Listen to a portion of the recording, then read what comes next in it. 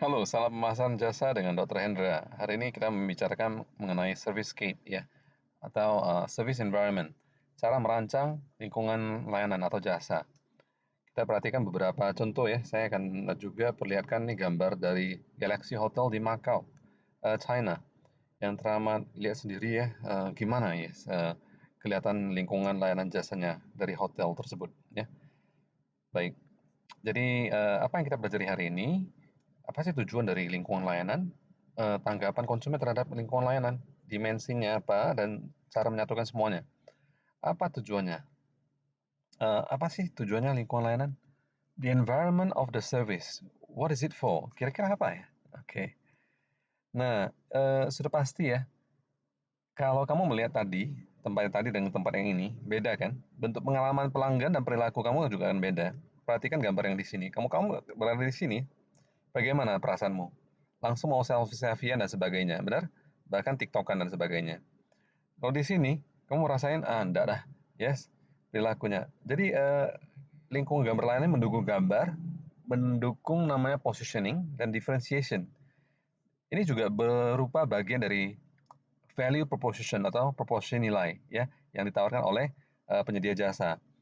Selain itu, tujuan lingkungan layanan juga memfasilitasi pertemuan layanan dan juga meningkatkan produktivitas. Ya. Eh, apa sih bentuk pengalaman pelanggan, perilaku mereka? Pelanggan bisa membuat pesan, menjadi mereka menciptakan perhatian dan juga membuat efek ya. Ya, kalau bicara mengenai pembuat pesan, media isyarat simbolis untuk mengkomunikasikan sifat khas kualitas pengalaman layanan. Warnanya seperti apa, wanginya seperti apa, perasaan seperti apa. Kenapa orang-orang makan di Pizza Hut? Kenapa nggak pizza merek lain, Paparon misalnya? Karena ada pesan di sana, ya. Ada sifat khas di sana, ada kualitas khas di sana. Lalu media pencipta perhatian, membuat lingkungan layanan atau servicescape itu menonjol dari pesaing-pesaing lainnya dan menarik pelanggan dari sisi segmen sasaran. Dan juga media pembuat efek, pakai warna, tekstur, suara, aroma, desain spasial yang bisa dinikmati oleh indera untuk meningkatkan pengalaman layanan yang diinginkan. Anda lihat contoh aja gambar dukungan posisi dan diferensiasi dari Hotel Four Seasons di New York dan Orbit Hotel Hostel Los Angeles. Perhatikan ini sangat smart ya, smart look ya, oke. Dan ini sangat mewah sekali, ya sangat old style, tradisional ya. Nah, Cityscape itu memang bagian dari value proposition. Lingkungan fisik atau bisa dikatakan bukti fisik ya, membantu perasaan dan reaksi dari konsumen sesuai pada pelanggan atau karyawan mereka. Contohnya Disneyland. Siapa yang pernah ke Disneyland? Apa perasaan kamu ketika melihat Disneyland atau ke sana? Bahagia kan seperti anak-anak kan, dunia anak-anak yang datang ya. Enggak apa ya? Enggak masa kecilnya suram nggak ada lagi, nggak ada MKS lagi. Legoland juga sama, ya. Tempat mainan jadi kenyataan ya gitu. Jadi Cityscape itu membangun bagian inti dari proposisi nilai. Contohnya di Las Vegas. Las Vegas itu terkenal karena kasinonya. Mereka mengubah posisinya, ya, menjadi dari kasino menjadi eh, resort ya, tempat hiburan yang menyenangkan, yang lebih sehat, pusat hiburan yang mencolok secara visual. Mereka menggantikan dirinya, memposisikan dirinya sendiri. Berbasis di Florida Movico, membangun bioskop mewah, menawarkan fasilitas yang super mewah juga. Jadi menurut CEO-nya, si Hamid, ya Has Hemi, yang membedakan Anda adalah cara Anda mengemas layanan tersebut seperti apa. Jadi sehingga kekuatan dari Servicescape itu ditemukan. Dan kita harus perlu memahami tanggapan konsumen ya, untuk lingkungan layanan tersebut ya. Jadi ada sebuah model dari Russell ya, Mehrabian Russell, namanya model respon stimulus. Ada rangsangan apa responnya? Perasaan adalah pendorong utama dari respon pelanggan terhadap lingkungan pelayanan. Jadi semua hal, baik pelanggan lainnya, baik manajemennya, baik penampilan luarnya, baik ada promo-promonya, semua adalah stimulus rangsangan lingkungan dan proses koneksi, proses pengetahuan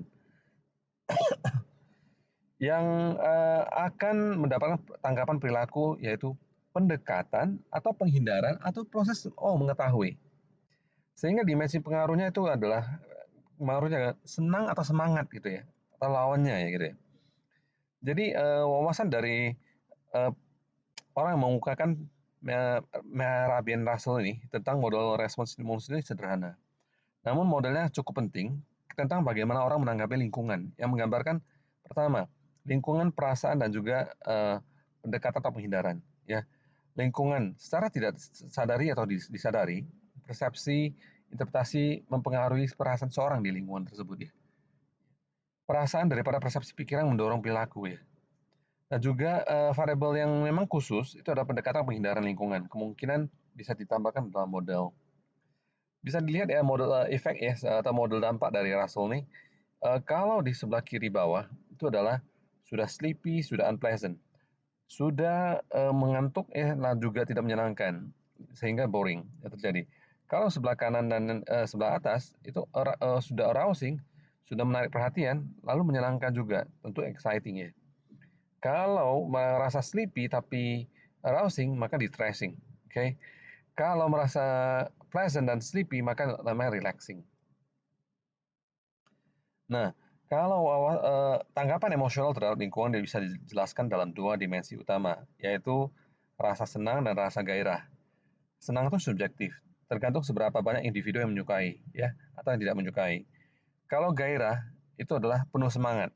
Bagaimana perasaan individu itu bisa terangsang, ya, tersimulasi.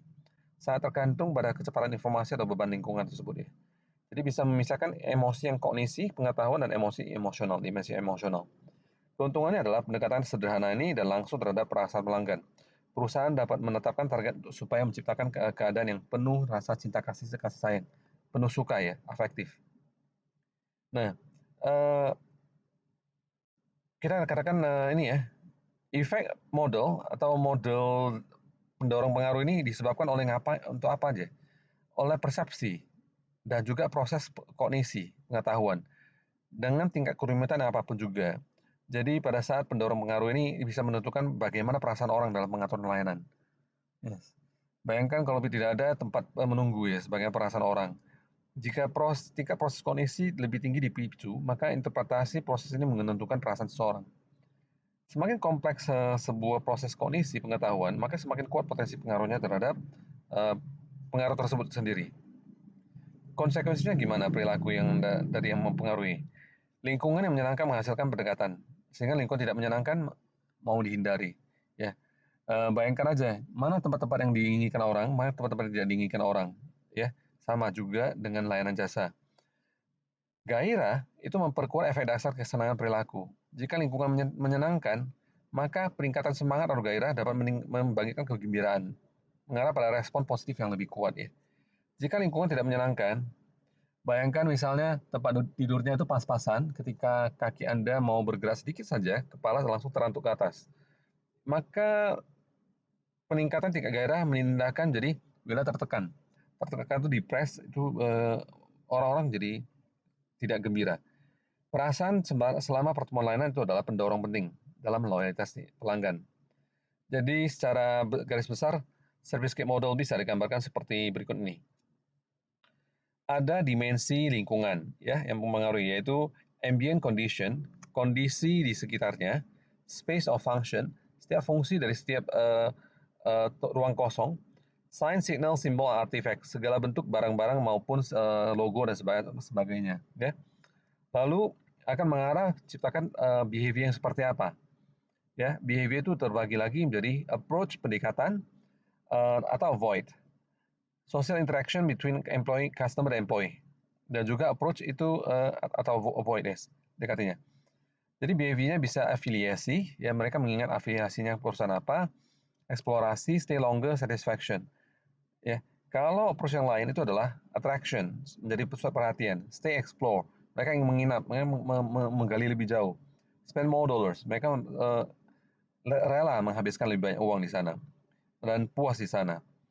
Lalu sosial interaksi antara konsumen dengan para customer service-nya ya. Nah, hal ini dimoderasi oleh beberapa lingkungan yang holistik, yaitu employee response moderator dan customer response modulator. Itu adalah perceived service scape. Itu yang dirasakan oleh pelanggan. Lalu akan didorong oleh internal response dari pelanggan sendiri, yaitu cognition, emotional, psychological. secara pengetahuan mereka, secara emosi mereka, secara kejiwaan psychological. Dan respon dari karyawan juga mempengaruhi, customer respon juga sama, saling mempengaruhi satu sama lain. Lalu sama ya yang di bawah. Jadi model service script ini bisa mengenali dimensi utama dari lingkungan layanan dan melihatnya secara keseluruhan holistik. Respon pelanggan dan karyawan internal dapat dikategorikan jadi kondisi emosional respon psikologis yang mengarah pada perilaku terbuka terhadap lingkungan. Kuncinya adalah desain efektif itu seberapa cocok dimensi individu satu dengan individu lainnya. Nah, dimensi dari lingkungan layanan. Ini ingat adalah bagian dari 7P, yaitu adalah physical evidence, bukti fisik ya. Maka ini namanya environment, service environment. Jadi dimensi utama dalam service model itu adalah kondisi sekitar, ciri-ciri lingkungan berkaitan dengan panca indera kita, warna, tekstur, aroma, suara dan sebagainya, ya, perasaan dan sebagainya. Tata letak dan fungsi-fungsi spasial yang berkaitan dengan indera, tata ruang, rencana daerah, dena, ukuran dan bentuk perabot, dan juga selain itu fungsionalitas ya, kemampuan item tersebut ya untuk memfasilitasi kinerja dari apa. Tanda, simbol, artifak juga termasuk ini sinyal-sinyal yang dari luar atau implisit juga bisa membantu konsumen menemukan jarak mereka. Kondisi sekitar ya, misalnya kondisi ambien bisa terpisah secara holistik meliputi skema cahaya, skema warna, persepsi ukuran dan bentuk, suara seperti kebisingan dan musik, suhu dan aroma. Jadi desain cerdas dari kondisi service ambient ini dapat menimbulkan respon perilaku yang diinginkan ya di antara konsumen. Itulah mengapa di beberapa supermarket dimainkan musik supaya orang-orang santai berbelanja dan semakin belanja lebih banyak. Pahamkah Anda? Kalau di supermarket tidak ada musiknya, sepertinya mereka agak terlalu bosan dan sebagainya. Coba pikirin, ada nggak seperti itu? Musik ya, dalam pengaturan layanan, musik memiliki efek yang kuat ya pada persepsi perilaku. Bahkan jika dimainkan pada tingkat yang hampir tidak didengar, itu benar-benar mempengaruhi persepsi dan perilaku kita. Karakter struktural musik seperti tempo, ya, ketukan, volume, harmoni, itu bisa dirasakan secara keseluruhan.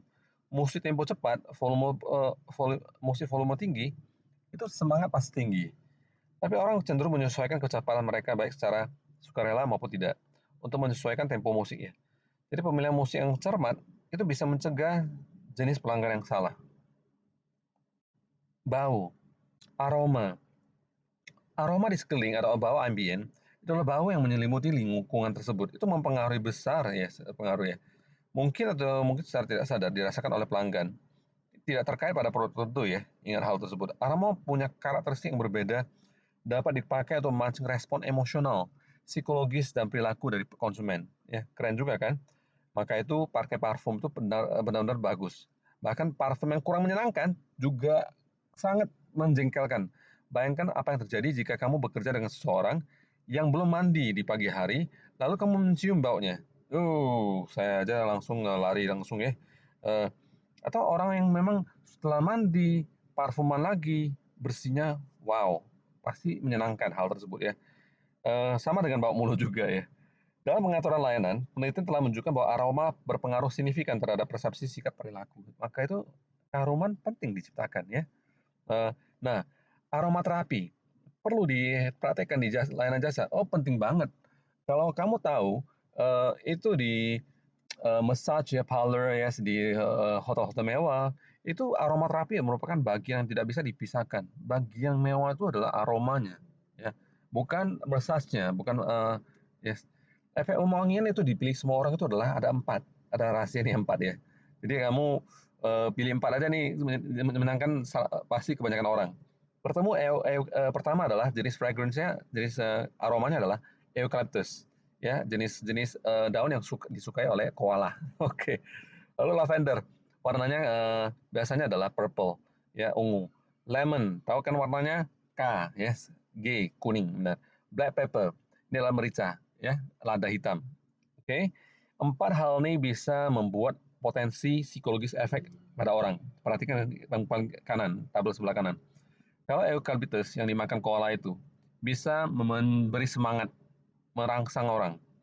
Kalau lavender itu bawa perasaan-perasaan yang memang relax, tenang, ya, calming. Kalau lemon itu tingkat energi yang memang ringan, tingkat energi ringan. Kalau black pepper, lada hitam, sudah pasti menyimbangkan emosi dari manusia. Warna, warna bisa didefinisikan 3 dimensi, ya. Perhatikan baik-baik. Warna di jasa berperan sangat penting sekali. Warna ini adalah pigmen warna. Nilai itu adalah derajat terang atau gelapnya warna, 3 dimensi dari warna ya. Chroma mengacu pada intensitas warna, saturasi, penyaringan atau kecemerlangan, ya. Nah, pada umumnya orang tertarik pada lingkungan yang warna yang hangat. Warna-warna hangat mendorong pengambilan keputusan yang cepat dan bagus untuk keputusan keterlibatan yang rendah, ya.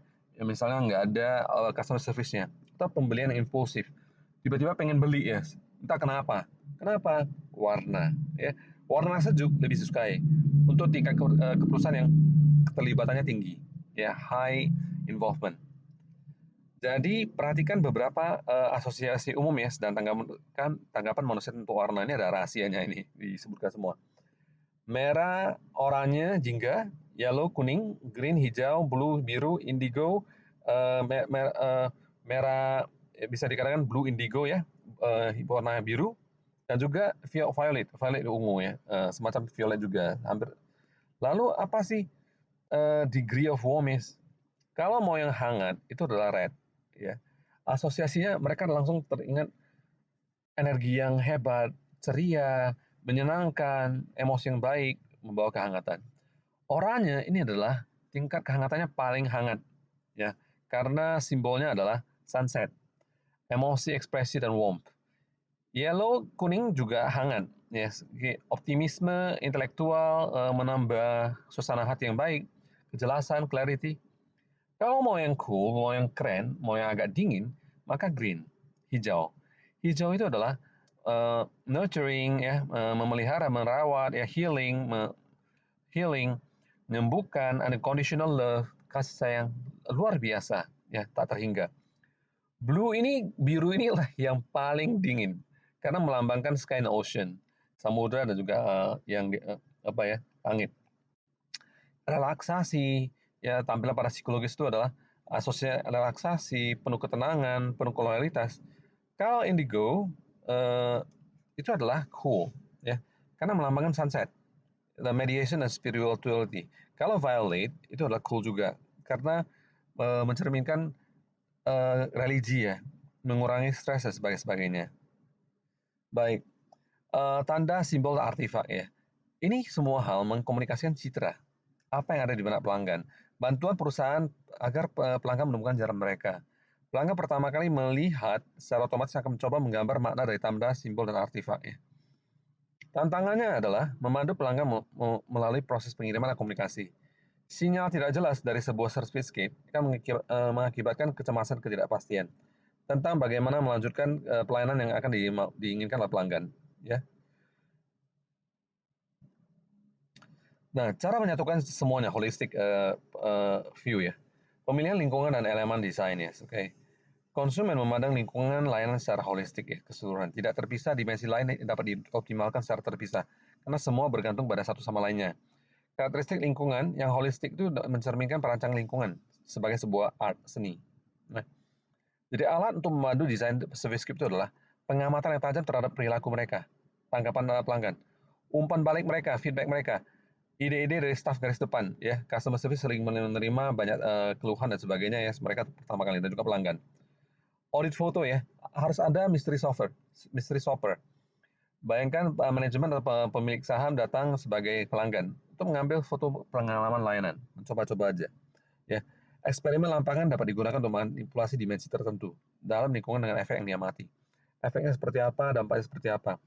Cetak biru atau blueprint ya, dan juga pemetaan layanan. Ya, mapping, service mapping diperluas untuk memasukkan bukti fisik di lingkungan tersebut. Ya, ringkasannya adalah lingkungan layanan atau service environment bisa sangat mempengaruhi pengalaman dan perilaku pelanggan dan memfasilitasi pertemuan layanan dan juga meningkatkan produktivitas supaya sales itu berjalan dengan baik. Model respon dari Mehrabian, dari Russell, itu dan model perilaku Russell itu membantu memahami respon pelanggan terhadap lingkungan layanan. Dimensi utama servicescape model itu adalah ada 3. Kondisi di sekitarnya ambience, okay? Misalnya musik, aroma, warna, tata letak dan fungsi spasial, dan tanda simbol artefak. Jadi sampai di sini dulu, kapan sih bisa menyatukan semuanya? Perusahaan harus desain ya, tampilannya secara keseluruhan, semua dimensi-dimensi tersebut ya. Desain dari perspektif pelanggan, apa yang dirasakan pelanggan. Gunakan alat memandu sertifikat rancangan. Sampai di sini dulu, sampai jumpa dengan saya Dr. Hendra, selamat pemasaran jasa.